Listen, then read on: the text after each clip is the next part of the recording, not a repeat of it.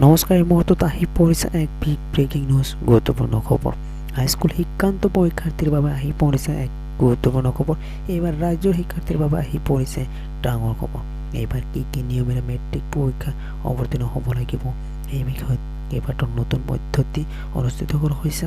কি কি নিয়মেৰে মেট্ৰিক পৰীক্ষাত অনুষ্ঠিত হ'ব, এইবাৰ কি কি নতুন পদ্ধতিৰে অনুষ্ঠিত হ'ব মেট্ৰিক পৰীক্ষা, কি কি নিয়ম মানি চলিব লাগিব পৰীক্ষাৰ্থীসকলে। নতুন শিক্ষানীতি অনুসৰি সালসলনি হ'ব পুৰণা কেইবাটাও নিয়ম। এইবাৰ মেট্ৰিক পৰীক্ষাৰ্থী 4টা বিষয়ত থাকিব পৃথক পৃথক উত্তৰ বহী। 4টা বিষয় যেনে ইংৰাজী, বিজ্ঞান, সমাজ বিজ্ঞান আৰু গণিতত থাকিব পৃথক পৃথক উত্তৰ বহী। পুৱা 8:45 8 পৃষ্ঠাৰ অবজেক্টিভ উত্তৰ বহী দিয়া হ'ব পৰীক্ষাৰ্থীসকলক। পুৱা 9:45 ছাত্ৰ ছাত্ৰীক দিয়া হ'ব 16 পৃষ্ঠাৰ বৰ্ণনামূলক প্ৰশ্ন উত্তৰ। এইবাৰ ৰাজ্যত 912টা কেন্দ্ৰত অনুষ্ঠিত হ'ব হাইস্কুল শিক্ষান্ত পৰীক্ষা। ৰাজ্যত 3 মাৰ্চৰ পৰা আৰম্ভ হ'ব মেট্ৰিক পৰীক্ষা।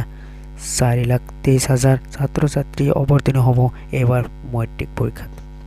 50% অবজেক্টিভ প্ৰশ্ন থাকিব 4টা বিষয়ত। 50টা প্ৰশ্ন উত্তৰ থাকিব এই 4টা বিষয়ত। 1 নম্বৰকৈ 50টা প্ৰশ্ন থাকিব এই 4টা বিষয়ত।